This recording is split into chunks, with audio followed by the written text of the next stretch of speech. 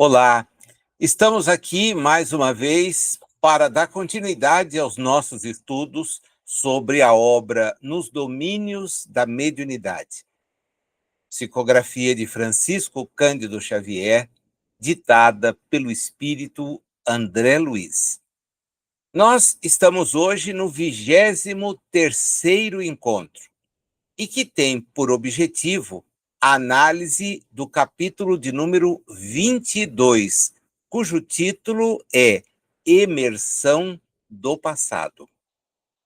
Eu gostaria, antes de começar a analisar o capítulo 22, que você tem aí em mãos para nos acompanhar, fazer um pequeno e necessário destaque. Da mesma forma como em encontros anteriores, a leitura de alguns capítulos se mostrou conjugada, isto ocorre no que diz respeito ao capítulo 22, Emersão do Passado, capítulo 23, Fascinação, e capítulo 24, Luta Expiatória. Nós não vamos reunir a análise dos três, porém a leitura dos três deve ser feita de maneira conjugada, exatamente porque André Luiz, Hilário e Aulus vão participar mais uma vez daquela reunião mediúnica já referida nas páginas deste livro, como o segundo grupo que eles foram visitar.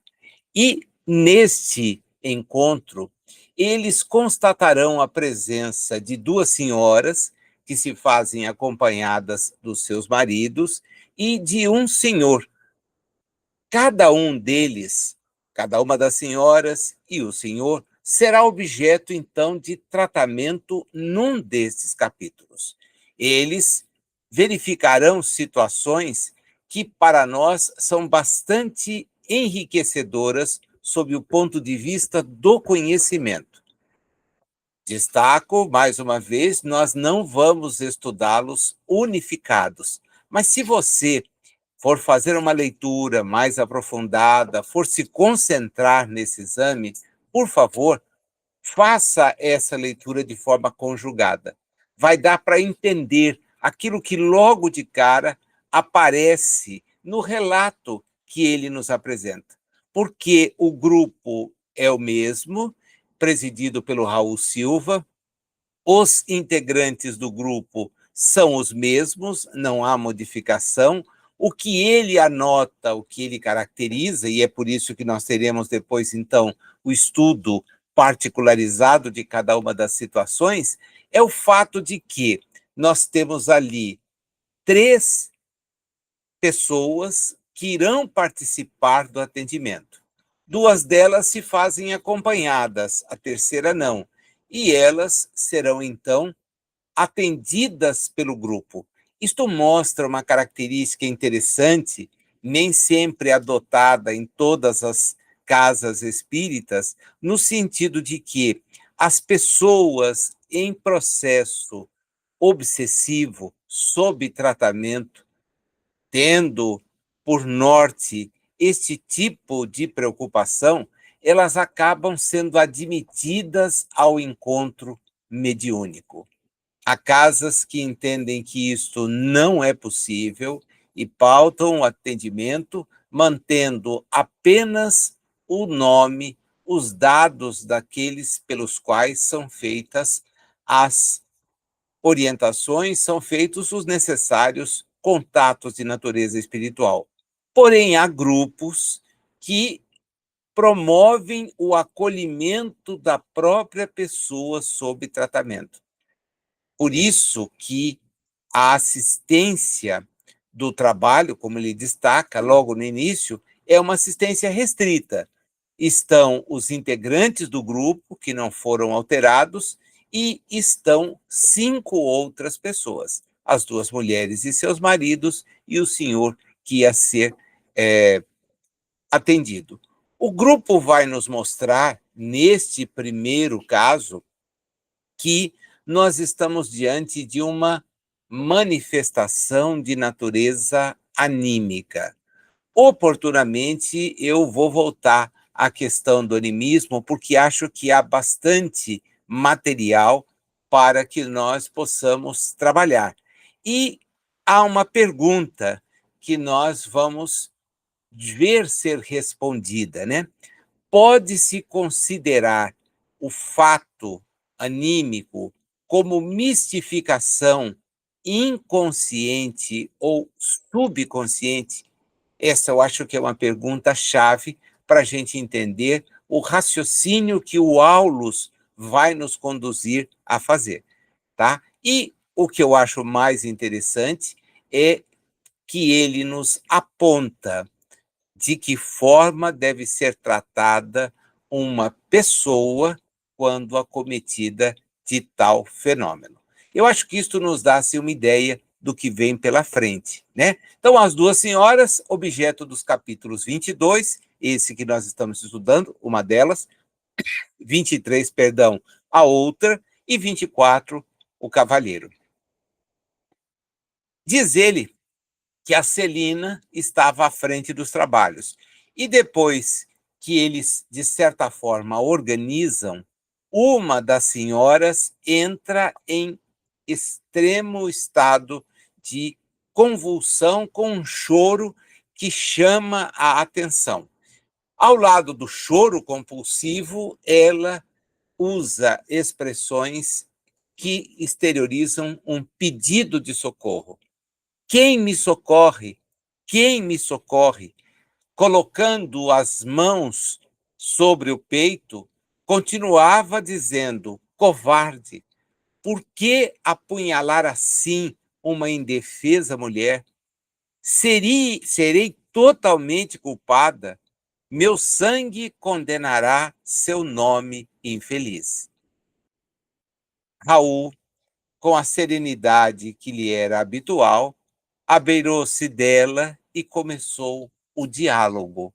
A melhor forma de abordagem nos tratamentos mediúnicos é a do diálogo, o diálogo que revela fraternidade. Nós estamos diante de alguém que se mostra completamente descompensado, choro convulsivo, reclamando de algo, nada melhor do que procurar saber o que está acontecendo, mas dentro desta linha que ele adota, e é a linha do que? Do perdão.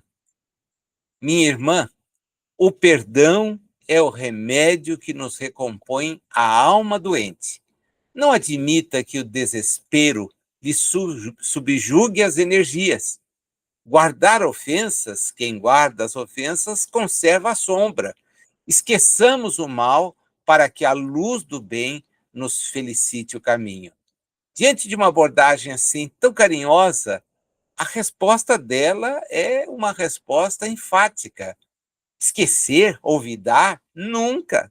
O senhor sabe o que vem a ser uma lâmina enterrada em sua carne? Sabe o que seja a calamidade de um homem que nos suga a existência para arremessar-nos à miséria, comprazendo-se depois disso em derramar-nos o próprio sangue?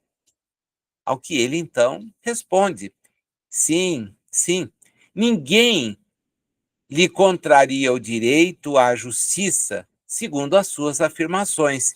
Entretanto, não seria melhor, não seria mais aconselhável aguardar o pronunciamento da bondade divina?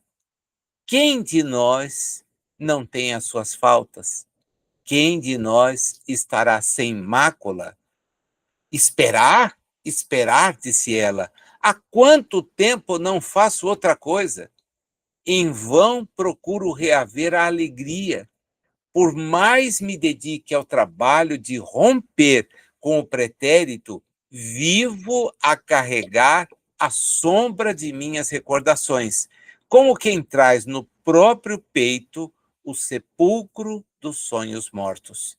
Tudo por causa dele, tudo pelo malvado que me arruinou o destino. E a pobre criatura prorrompeu em soluços. Eles observam que a uma certa distância está um homem desencarnado, que a fitava extremamente desalentada. André Luiz e Hilário lançam um olhar indagador em relação a Aulus, que lhes percebe a estranheza, já que a enferma, sem a presença da mulher invisível que parecia personificar, prosseguia em aflitiva posição de sofrimento. Aí pergunta o Hilário: eu não estou vendo a entidade de quem a nossa irmã se faz intérprete. Sim, acrescenta André Luiz, observe em nossa vizinhança só um triste companheiro desencarnado. Mas se ele estivesse telepaticamente ligado à nossa amiga, de certo a mensagem definiria a palavra de um homem, sem as características femininas da lamentação que registramos. Em verdade, não notamos aqui qualquer laço magnético que nos induza a assinalar fluidos teledinâmicos sobre a mente da médium. Ela está transmitindo o quê? A mensagem dele é que não é. Onde está esse espírito feminino que reclama, que vocifera, que lamenta algo que lhe teria acontecido? Aulus se aproxima daquela mulher, afaga-lhe a fronte em lágrimas e, como se auscultasse o pensamento daquela senhora, explica: nós estamos diante do passado dela própria. A mágoa e o azedume, tanto quanto a personalidade supostamente exótica de que dá testemunho, tudo procede dela mesma. Ante a aproximação do antigo desafeto, que ainda a persegue de nosso plano, revive a experiência dolorosa que lhe ocorreu em cidade do Velho Mundo, no século passado, e entra em seguida a padecer de uma melancolia imensa. E vai explicando então para todos nós o caso. Recomeçou a luta na carne, na presente reencarnação, possuída de novas esperanças. Contudo, tão logo experimenta a visitação espiritual do antigo verdugo, que a ela se enleia através de vigorosos laços de amor e ódio, ela se perturba, inclusive do ponto de vista mental, necessitada de mais ampla reeducação. É um caso no qual se faz possível a colheita de valiosos ensinamentos. Hilário então diz: isso quer dizer que, e ele nem precisa terminar, porque o Aulus vem em seu socorro dizer: isso quer dizer que a nossa irmã imobilizou grande coeficiente de forças do passado de seu mundo emotivo, em torno de uma experiência a que nos referimos, a ponto dessa cristalização de natureza mental não ter sido superada nem pelo choque biológico de um novo renascimento em corpo físico. Está tudo intacto. Fixando-se nessa lembrança, quando instada de mais perto pelo companheiro que lhe foi um algoz, passa a comportar-se como se estivesse naquela situação do passado, que ela teima em trazer de volta a si mesma. A lembrança não se apaga. É então que dá-se a conhecer uma personalidade diferente, que se refere a uma existência anterior. E sorrindo com a paternidade que lhe é peculiar, né? Aulus explica: sem dúvida, em tais momentos é alguém que volta do pretérito a comunicar-se com o presente. Porque ao influxo das recordações penosas de que se vê assaltada, centraliza todos os seus recursos de memória mnemônicos tão somente no ponto nevrálgico em que viciou o pensamento. Para o psiquiatra comum, é apenas uma candidata à insulinoterapia ou ao eletrochoque. Entretanto, para nós, é uma enferma espiritual. Eu não vou seguir sem antes explicar que o livro foi escrito em 1952. E em 1952, terapias para tratamento de doentes mentais envolviam, entre outras técnicas, estas duas a que ele se reporta.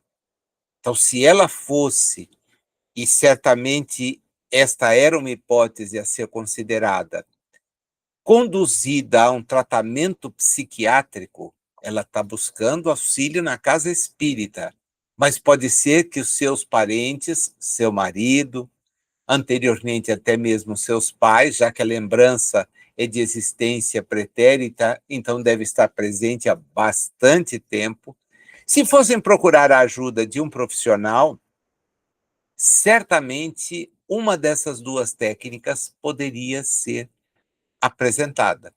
E a gente sabe, porque a luta antimanicomial fez com que se vencesse a necessidade da internação, que se vencesse o uso de terapias que, de certa forma, são por demais agressivas, ela dá ao tratamento daquele que vai se apresentar com distúrbios dessa natureza um aporte de recursos, de opções completamente diversa nos nossos dias. Porém, em 1952 não era assim. Então, quando a gente lê o livro, algumas vezes precisa necessariamente contextualizar. Mas vejam vocês que, embora ele fale do tratamento psiquiátrico à época desenvolvido, e estas eram duas, mas haviam outras tantas técnicas, algumas até muito mais agressivas, nós vamos perceber que ele faz a leitura da situação como ela efetivamente precisa ser lida. Porque ele nos diz, ela é uma enferma espiritual, uma consciência torturada, exigindo muito mais amparo moral e cultural para sua renovação íntima, a única base sólida que vai lhe dar o reajustamento definitivo.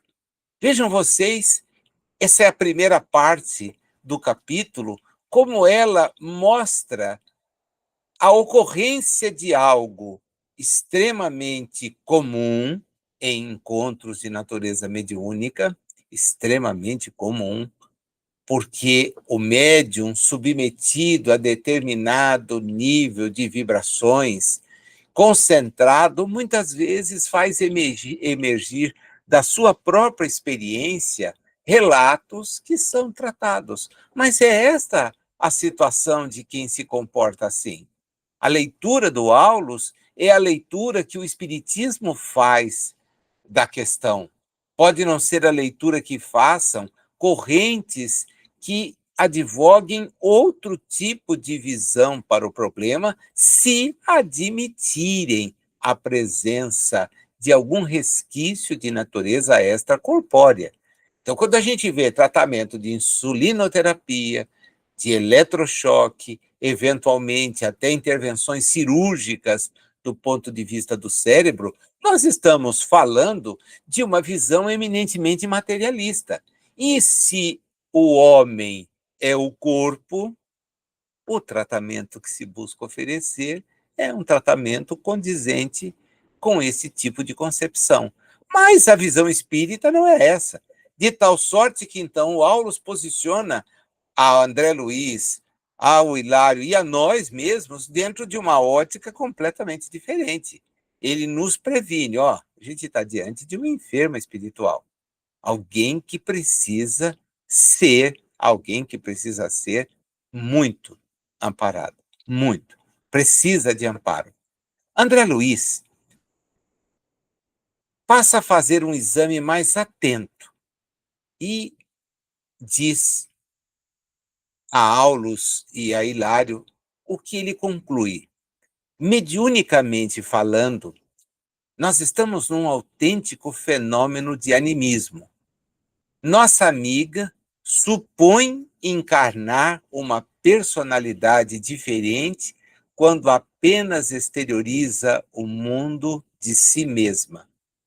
Ao que o Hilário então diz, dá para classificar esse quadro como uma mistificação inconsciente? Antes da gente ver a resposta, que é daquela pergunta que eu havia no começo dito, surgiria, acho que é importante que a gente reflita um pouco a respeito dessa questão do animismo. Isto porque o estudo das manifestações anímicas foi muito, mas muito bem feito por autores encarnados. É curioso notar que o que concentra o estudo espírita é na manifestação dos espíritos. E nós, às vezes, isso infelizmente é uma realidade, não conseguimos entender que somos os espíritos reencarnados. E achamos que a questão só diz respeito àqueles que não estão mais na matéria. Daí, porque o diagnóstico feito pelo Aulus e o que ele vai nos encaminhar para entender se mostra tão mais aprofundado e mais adequado à ótica do conhecimento que nós temos. Não é uma ótica de natureza eminentemente reencarnatória, levada a efeito por aqueles que nos encontramos presentemente na matéria. Mas eu disse que estudos foram feitos e eles sempre foram feitos por pessoas assim. Quem melhor analisou essa questão foi Alexandre Aksakov. Alexandre Aksakov, né? Ele tem um livro que é uma verdadeira joia, Animismo e Espiritismo. E eu separei dele um trecho que eu acho que vale a pena a gente trabalhar. A minha edição é de 1990 e está no volume de número 2. Diz ele, para mim, a luz só começou a despontar no dia em que meu índice me forçou a introduzir a rubrica do animismo.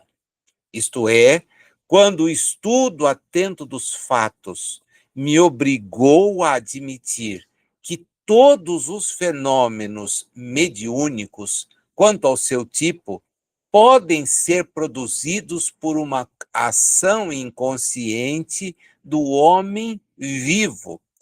Conclusão que não repousava sobre uma simples hipótese ou sobre uma afirmação gratuita, mas sobre o testemunho irrecusável dos próprios fatos.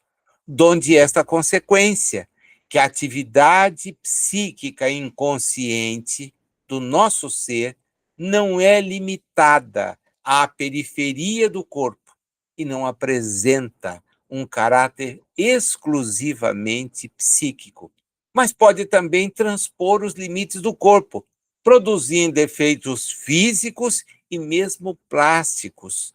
Por conseguinte, essa atividade, por ser intracorpórea ou extracorpórea, então resolvi chamá-la de espiritismo. Para quem tiver essa edição de 1990, o trecho está nas páginas 22 e 23.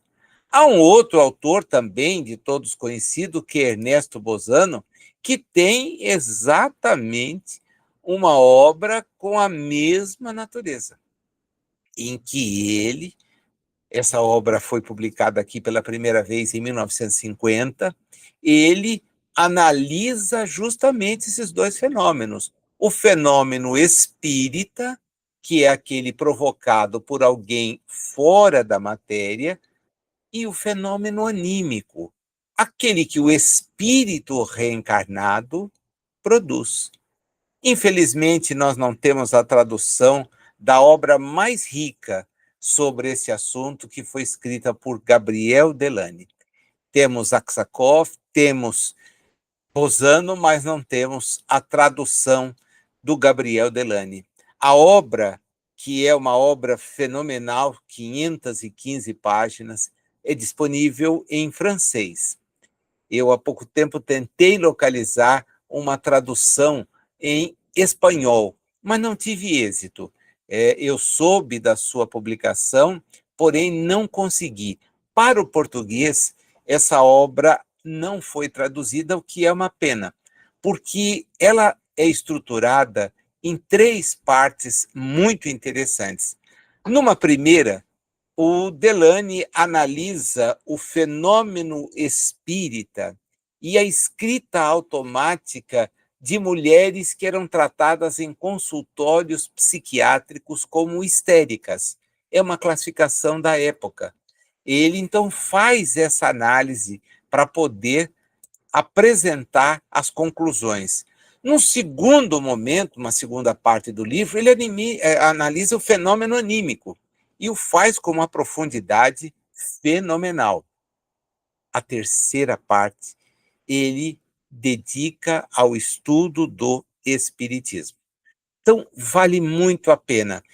Eu sinto, né, essa dificuldade do idioma, porque nem todo mundo que participa conosco dos estudos pode pegar um texto em francês, ainda mais escrito no século XIX, olhar o texto, compreender a sua extensão, é alguma coisa que realmente não dá.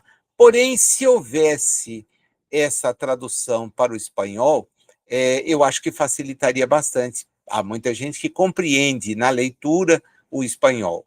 No português, lamentavelmente, não houve a tradução, né? O livro se chama Pesquisas sobre Mediunidade Traduzida, né? Não vou fazer aqui a leitura do francês, não vou comentar o francês, não gosto desse tipo de preciosismo. Na tradução é Pesquisa sobre Mediunidade. Também aqui, já próximo a nós, eu digo nós, considerando a minha idade, né? Hermínio Corrêa Miranda, tem no livro O Exilado, que foi publicado pelo Correio Fraterno, é uma obra de 1991, uma análise muito grande. E há algum tempo atrás eu tive a chance de desenvolver um estudo sobre a memória e o tempo. E neste livro, particularmente, assim como no Condomínio Espiritual, é uma sequência de textos. Hermínio publicou O Exilado em 91, publicou A Memória e o Tempo em 92 e publicou Condomínio Espiritual em 93, por 3 editoras diferentes. E nas 3 obras, ele analisa profundamente a questão anímica. Ele analisa para valer. Ele está trabalhando na hipótese de demonstrar a existência do espírito. E ele parte justamente de relatos ofertados por escritores não espíritas, psicólogos, parapsicólogos, americanos, ingleses e franceses, para demonstrar o quanto alguns deles chegaram muito próximos da admissão da realidade do espírito. Um grupo deles, inclusive, desenvolveu técnicas de tratamento adequadas para essa situação a partir dos seus consultórios, porque estavam ali diante de manifestações que não eram manifestações a serem tratadas da forma como o protocolo usual recomendava. Exigiam um pouco mais. É por isso que eles priorizaram o diálogo, É isso que nós estamos vendo aqui agora, vamos até detalhar um pouco mais, e, particularmente, abandonaram técnicas que fossem as técnicas usualmente empregadas num período onde essa pesquisa não pudesse ser feita. Foi este movimento, e é isto que naquele estudo nós tivemos a chance de desenvolver, é um grupo de estudos virtual que se reúne às sextas-feiras em São Paulo com uma plateia que me surpreendeu, eram mais de 200 pessoas acompanhando o estudo. Foi graças a esse tipo de movimento que nós tivemos as terapias, o desenvolvimento, né, das terapias de vidas passadas. Você descobria na própria pessoa problemas que não eram fruto da intervenção de espíritos. Para isso, a gente tem as reuniões mediúnicas. Mas os psicólogos, os parapsicólogos não vão admitir, salvo honrosas exceções, a existência da realidade espiritual.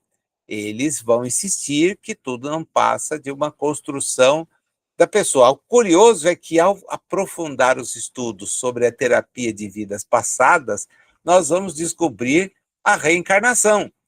E ao descobrir a reencarnação, onde nós chegaremos? Naquilo que o Espiritismo veio demonstrar: a pré-existência, a existência e a sobrevivência do espírito, que somos nós. Então, se eu tive outras existências, puxa, daí acho que não fica difícil admitir a possibilidade de contato nem com as minhas existências anteriores, embora a reencarnação feche, de certa forma, esse acesso.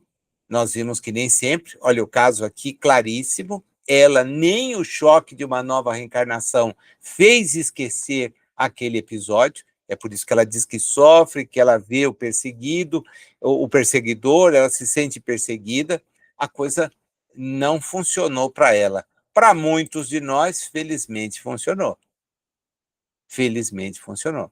E a gente fica tão concentrado na encarnação, na nova encarnação, que até toma choque quando, diante do conhecimento espírita, é informado da condição de um espírito imortal. E nós, às vezes, temos até travamos uma luta para nos convencermos disso. Será mesmo? Porque, puxa vida, eu me sinto tão bem aqui na carne, é como se essa experiência espiritual nunca tivesse feito parte da minha jornada. É um equívoco e, ao mesmo tempo, é, infelizmente, uma dificuldade que nós teremos que superar, porque nós não somos a matéria. Nós não somos as células somáticas que detêm o nosso espírito via laço perispirítico para mais uma experiência. Nós somos espíritos imortais. Nossa pátria não é a superfície da experiência reencarnatória. Nossa pátria é outra. O Aulus, diante da pergunta que eu disse para vocês, era a chave do texto, né? Esse é um fato que a gente pode enquadrar como mistificação inconsciente. O Aulus dá uma lição que, como as anteriores, é para a gente anotar, né? É aquele momento em que você para, reflete e vê o quanto o Espírito nos ajuda a mudar de patamar a compreensão. Muitos companheiros matriculados no serviço de implantação da nova era, sob a égide do Espiritismo, diz ele, vem convertendo a teoria animista num travão injustificável, a lhes congelarem preciosas oportunidades de realização do bem. Portanto, não nos cabe, olha que categoria e que categórico, não nos cabe adotar como justas as palavras mistificação inconsciente ou consciente para batizar o fenômeno. Todos os autores encarnados, quando não refletem muito, acabam caindo dentro desse chavão, que é o chavão que ele diz não deve ser usado. Se nós temos a informação espírita, isso não pode ser usado. E ele vai explicar por quê. Na realidade, diz ele, a manifestação decorre dos próprios sentimentos que ela tem, que vêm do passado, e ela traz essas impressões até agora. Ela se sente possuída por isso, e é por isso que ela exterioriza. Ela não mistifica, ela sente, ela sente. Ela não está enganando a ninguém, ela só não foi capaz de fechar uma porta. Mesmo a reencarnação não lhe permitiu fechar essa porta. E ela, pobrezinha, efetua isso quase como se fosse uma sonâmbula, uma perfeita sonâmbula, porquanto se concentra totalmente em recordações que, como nós já assinalamos, elas só reproduzem uma memória ferida, com inteira despreocupação das responsabilidades que ela tem hoje. Então veja como ela, diante dessa situação, se complica a si mesma, porque primeiro não esquece o que era para ser esquecido, quanto mais exercitar o perdão, ela não esqueceu. E segundo, ela deixa de atentar para os compromissos que tem agora, porque a gente reencarna com propósitos para a nova oportunidade. Não é para viver do passado, não é para buscar o passado, é para se ajustar com equívocos, mas não para ficar neles martelando. Achamo-nos, por esse motivo, diz ele, perante uma doente mental, requisitando-nos o maior carinho para que ela se recupere. Para sanar essa inquietação, infelizmente, nós não precisamos de diagnósticos complicados ou de definições técnicas puramente verbalistas, se a gente não souber usar o calor da assistência amiga. E ele faz isso porque chama a atenção de ambos e de nós para aquilo que o Raul Silva estava fazendo em relação a ela.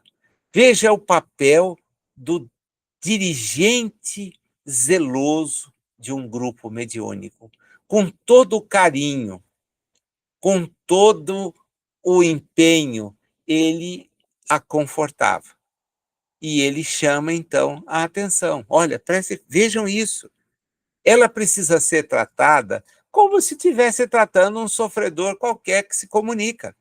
Porque ela é um espírito imortal e que nos solicita concurso e atendimento para que ela possa se harmonizar. Então não há que se rotular, não há que se tomar aqueles que eventualmente num grupo mediúnico, nós estamos falando aqui de um caso revelador de tratamento de desobsessão, mas muitas vezes nas reuniões em que esse trabalho não é a característica do grupo, há mediunidades que resgatam o próprio passado. E fazer o que com essa pessoa? Mandar ela embora do grupo? Expulsá-la? Considerá-la uma comunicante indigna? Para! Para! A gente já teve a chance de falar isso aqui num outro momento e numa outra situação. O que o espírito precisa, pouco importa a condição dele, encarnado ou fora da carne, é de amparo, é de amor, é de compreensão. O objetivo, diz o Aulus para todos nós, é que ela se harmonize, que ela volte a ter um comportamento que lhe seja útil. Insiste ele, a ideia de mistificação ia talvez nos fazer ter para com ela uma atitude desrespeitosa. E ela tem um padecimento de natureza moral. Como podemos, como espíritos reencarnados que somos, necessitados da nossa própria melhoria, como nós podemos olhar alguém que nos busca solicitando amparo e contra ele endereçar críticas? Diz ele, nós temos que armar o coração de amor, a fim de que a gente possa, então, auxiliar e compreender. E vem, então, nos falar do papel do esclarecedor.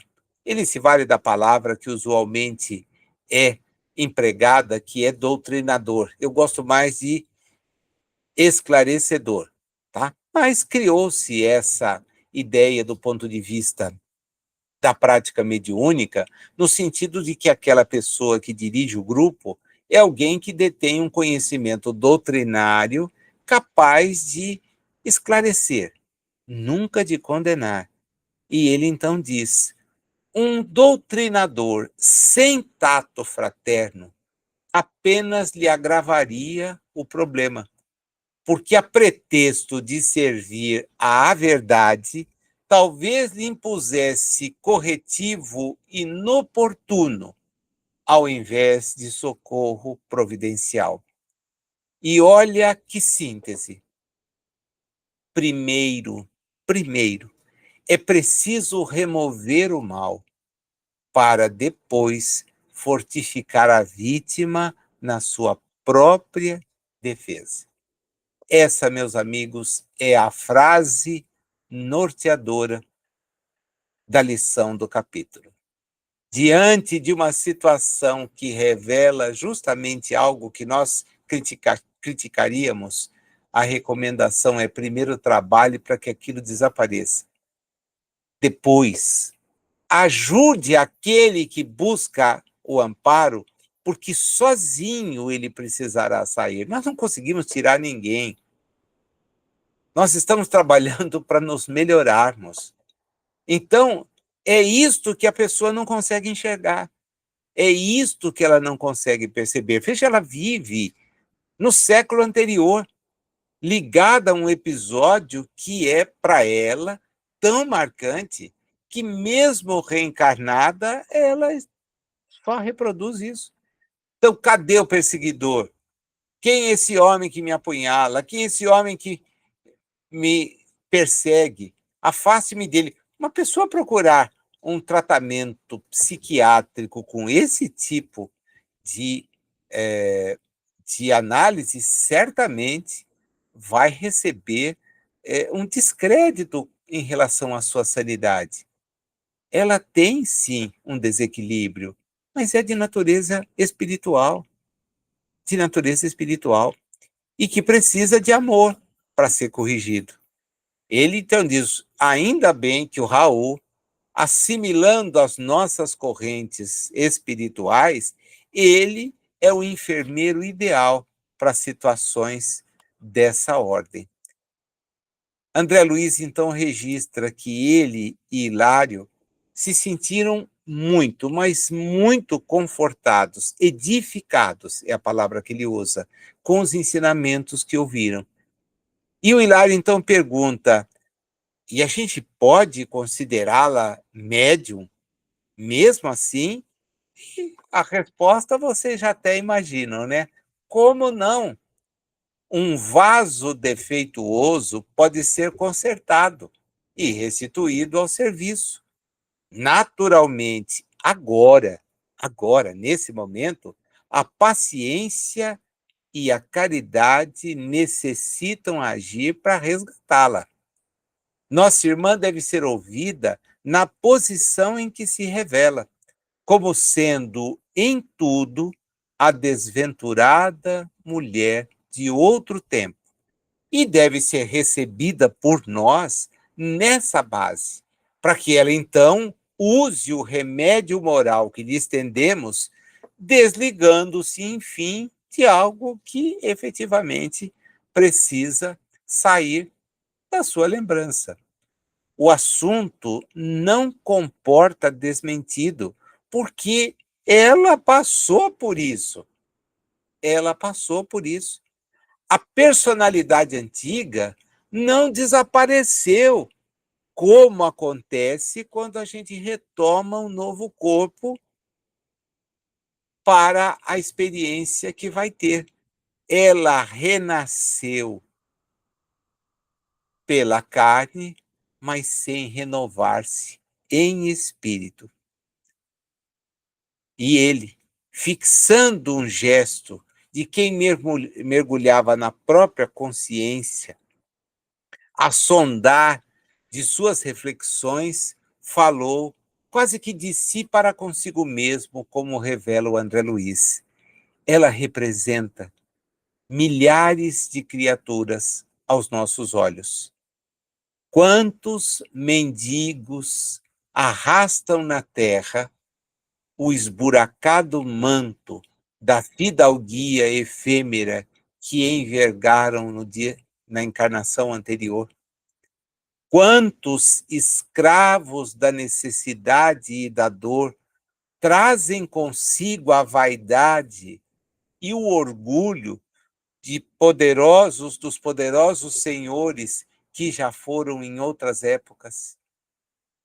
Quantas almas, conduzidas à ligação consanguínea, caminham do berço ao túmulo, transportando quistos invisíveis de aversão e ódio aos próprios parentes que lhes foram duros adversários em existências pregressas. Todos nós, sem exceção, podemos cair em semelhantes estados se não aprendermos a cultivar o esquecimento do mal em marcha incessante com o bem. É lição demais para a gente refletir. É informação demais. É uma visão esclarecida e esclarecedora sobre um fenômeno que, às vezes, motiva críticas, afastamentos, censuras. Não é aquilo que o Espiritismo espera de nós. Se as leituras feitas pelos encarnados poderiam sugerir, e eu espero não sugiram, pelo menos falei aqui de autores que não fazem esse tipo, não têm esse tipo de visão. Todos os que eu mencionei, inclusive na obra não traduzida, veem a questão sob a ótica do espírito imortal, até mesmo Aksakov, que coloca as questões de um ponto de vista, num primeiro instante, bem mais assim, duro, bem mais condizente com a sua formação. Não o faz. Trabalha de maneira a compreender. Os demais, sem exceção. O Hermínio é simplesmente um grande esclarecedor, teórico e prático. Quem conhece Diálogo das Sombras, dos quais o exilado é uma decorrência naquela série chamada Histórias que os Espíritos nos contaram, sabe do que eu estou falando. São leituras imperdíveis, imperdíveis. Eu tenho certeza que se você não as fez, vai ter interesse. Se houver dúvida, basta que você escreva para que nós possamos depois detalhá-las. Isso não é difícil. Mas, se não deu para anotar, do Hermínio Corrêa de Miranda, os 3 livros, vou repetir: O Exilado, A Memória e o Tempo e Condomínio Espiritual. São 3 leituras imprescindíveis. Imprescindíveis. Ajudam a compreender. Ele chama a atenção de Hilário e André Luiz porque Como um hábil psicólogo, o Raul estava convidando a nossa irmã a ajudá-lo, a acompanhá-lo em uma prece. E dizia: vamos suplicar ao alto a graça de esquecer.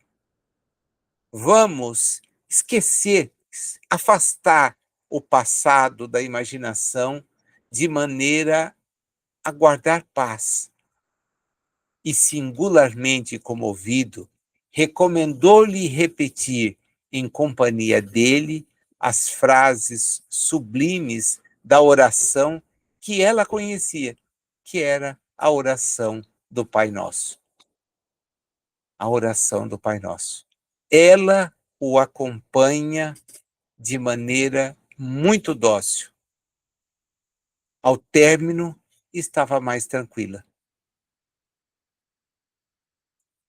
Raul, traduzindo a colaboração do mentor que o acompanhava solícito, rogou àquela senhora considerar, acima de tudo, o impositivo do perdão aos inimigos para a reconquista da paz. E em lágrimas, percebe-se que a enferma se desliga das impressões que a imobilizavam no passado, voltando à posição normal.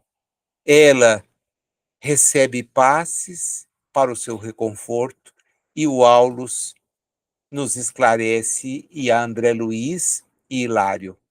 Outra não dá para ser, por enquanto, a intervenção assistencial em seu benefício. Pela enfermagem espiritual bem conduzida, ela vai se reajustar pouco a pouco, retomando o controle sobre si mesma e capacitando-se para o desempenho de valiosas tarefas mediúnicas mais tarde. Mais tarde isso será possível. Agora, infelizmente, não vai dar. Por quê? Porque é uma pessoa doente, que não conseguiu se desvencilhar. E ninguém vai conseguir desvencilhá-la.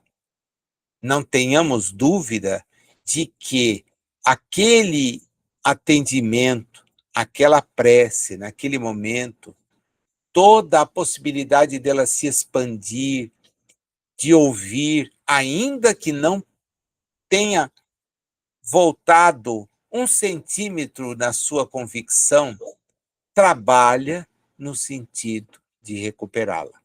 E é isto que é o mais importante em termos de espiritismo. Nós precisamos entender, praticar a nossa própria automodificação. Nós costumamos pedir que os nossos males sejam evitados, mas é preciso enfrentá-los. O que nós precisamos, mas com muita urgência, com muita pertinência e frequência, pedir é forças para superar aqueles problemas que nos visitam a jornada. Ainda bem que um grupo mediúnico equilibrado assim dá chance para que alguém que passa por um problema dessa natureza seja atendido. Nazil, significa que você acha que o atendimento do que é desequilibrado deve ser feito? Olha, eu já vi experiências muito bem-sucedidas em que eles participam de uma parte, sim, do atendimento. Não ficam para as comunicações, porque isso muitas vezes pode ser desequilibrador, embora aqui, no caso, todos percebemos que o desequilíbrio não era decorrente de uma comunicação de natureza espiritual, a não ser o dela própria. Então, se essa pessoa não é admitida a esse tipo de amparo, veja, são pouquíssimos os que ingressam, o grupo é estável, tem condições, o socorro é bem mais efetivo. Nós percebemos essa orientação. Ah, mas não é a prática que a minha casa adota. A gente respeita as práticas adotadas pelas casas, desde que tais práticas não sejam vistas como as únicas que são feitas, né? Essa ideia do exclusivismo também me assombra, me assombra. Não, o que nós fazemos é que é certo, o que os outros fazem é errado. Não é assim que funciona, mas não é mesmo, né? Não é mesmo. A possibilidade que cada grupo, dentro das características que lhe são próprias, dentro da preparação que os seus integrantes têm, não é o dirigente, os seus integrantes. Nós já vimos, aqui nos domínios da mediunidade, as condições da Celina. Então, nós sabemos que os que integram o grupo trazem eles próprios um compromisso muito sério de trabalho a ser desenvolvido. Todos, absolutamente todos, os admitidos dentro da atividade de um grupo mediúnico devem se empenhar por fazer o melhor. O estudo é uma constante, que a gente não pode abandonar nem quando fala aquela bobagem de que é instruído pelos guias. Guia algum instrui ninguém de nada, tá? Guia algum vai nos convidar a ter dedicação, compromisso. O nosso encontro hoje termina mais cedo, né? Geralmente nós avançamos um tempo muito maior do que o de hoje, mas trocando uma ideia com a Dani, eu cheguei à conclusão de que era melhor sequenciar, estudar capítulo por capítulo. Podia embutir o segundo caso, sim, mas ia ficar devendo muita coisa. Ia ficar devendo comentários. Os que fiz ainda deixam muita coisa em aberto, que eu tenho certeza você, com a sua leitura atenta, com o seu compromisso do estudo permanente, vai perceber. E, lógico, vai aproveitar a ocasião. Obrigado pela companhia. Até o próximo encontro, quando a gente então vai analisar a sequência daquela mesma reunião, só que com um outro caso para lá de interessante. Espero você.